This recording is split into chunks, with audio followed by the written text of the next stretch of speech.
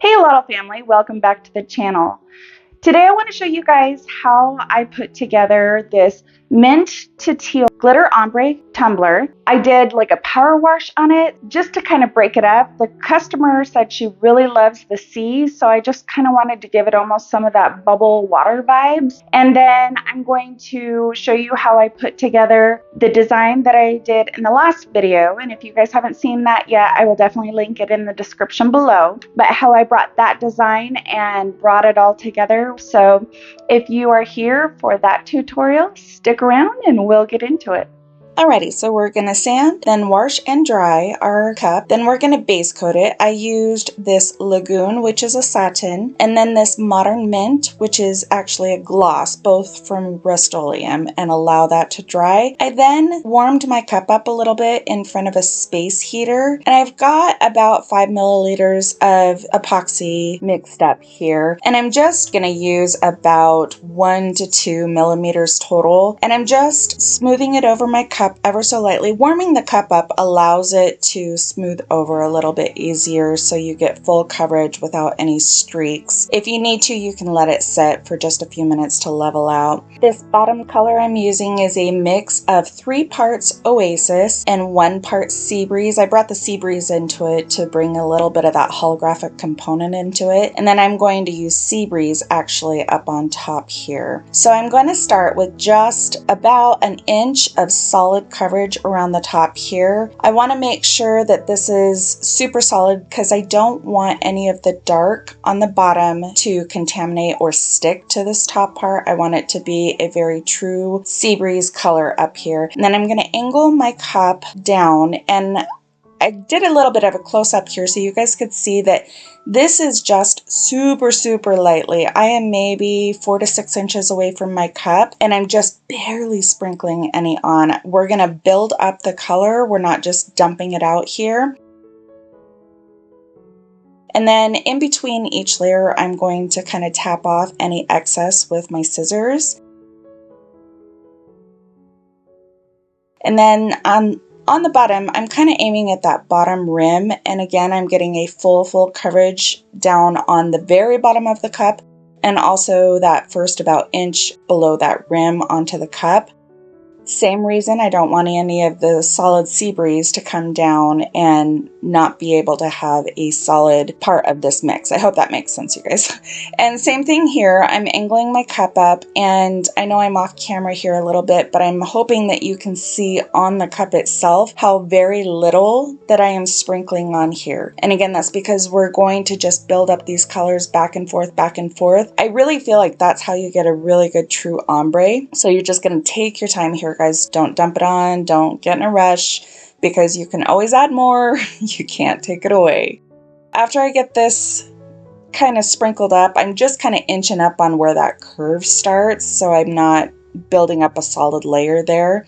And then I'm going to come back with Sea Breeze. All of these glitters are from Grateful Glitters, and I'm going to go a little bit heavier here and let it cascade down just a little bit further, but I'm still, I know it looks like a lot here, but it really isn't. It's still pretty light coverage. And tapping it off, and then we're going to go back to that darker Oasis mixed with the Sea Breeze.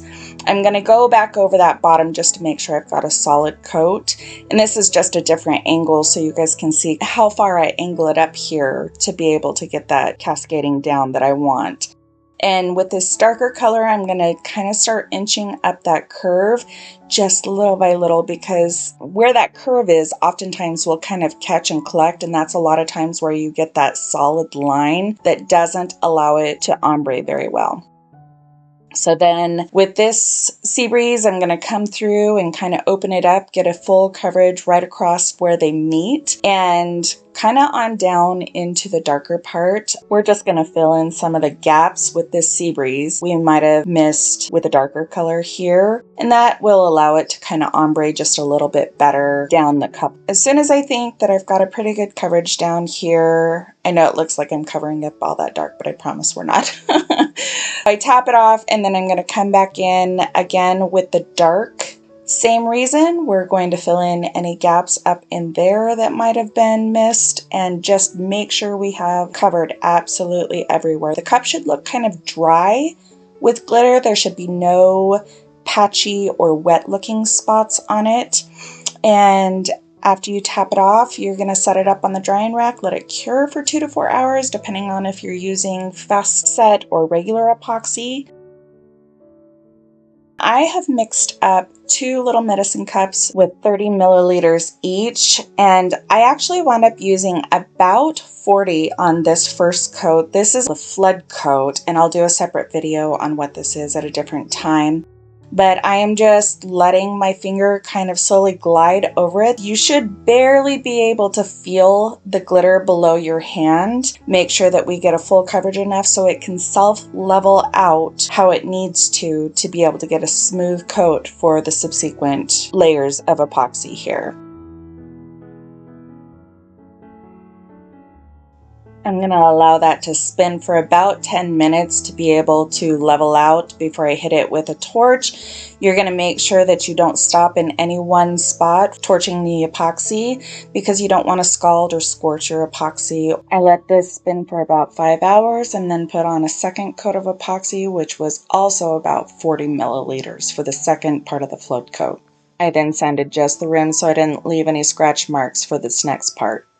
And then we're going to go outside and use Dawn Powerwash. We're going to spray everywhere we do not want the spray paint to adhere to. It's going to provide a mask or a block. And then we're going to hurry and spray paint. I just used flat white from Rust-Oleum and covered the entire cup, and then immediately go in and wash off all that Dawn Powerwash so it doesn't repel our epoxy. And as soon as you get it all washed off, you let it dry for about half an hour to an hour just to make sure that the paint is all dry. I created this decal in the last video, so definitely check out the link in the description, but I like to set my cup up kind of at eye level so that I can make sure that I get this decal on straight.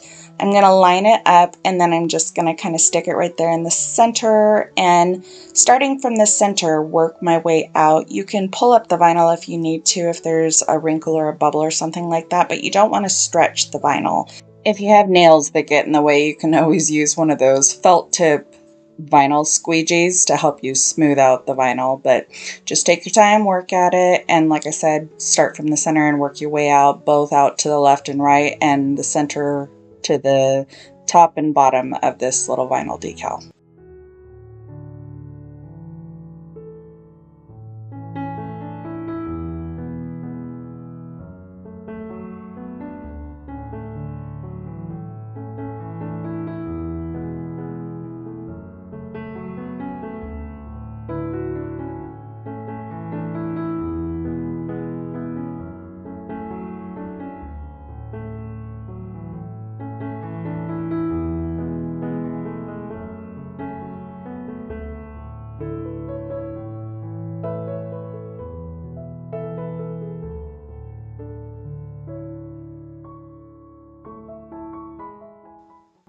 I printed this decal on Haipu Waterslide paper and then sealed with clear gloss Rust-Oleum spray paint, and I am just going to let it do its magic in the water until it releases from that backing, and you just kind of test it by barely sliding it. You don't want to like really try to take it before it's ready because you'll wind up ripping it or crinkling it or something like that. And then wet the vinyl, or if you're doing it straight onto a cup, you can wet the cup. That allows you to maneuver this water slide around, kind of float it around until you're ready to seal it. And I always mirror my images. For me, it makes it easier to put on to whatever project I'm working on. And then I'm just going to take my time, get it straight here, and then I'm going to take this little plastic squeegee brush thing, squeeze out any bubbles or wrinkles. Don't press too hard. You don't want to risk damaging that water slide.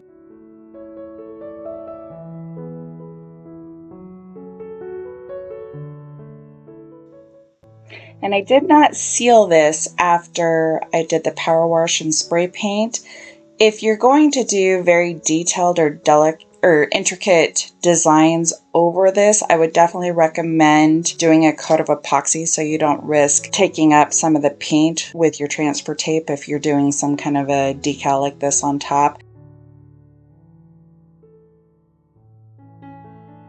Then I'm going to seal the vinyl and the water slide, including the vinyl on the bottom, in this gloss polyacrylic so that we get a seamless transition between the decal and your glossy epoxy.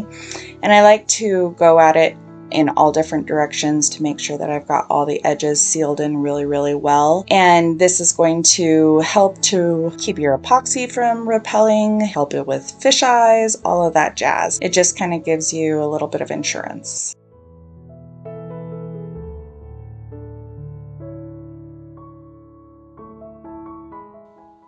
And the very last thing I do is to take a little bit of acetone and just clean up whatever paint that I got on the rim of this cup when I did the power wash. And then we're going to go in. I wound up doing 2 coats of epoxy over this, both being about 30 milliliters. Then I just cleaned up the rim and cleaned up the inside, and it was ready to go.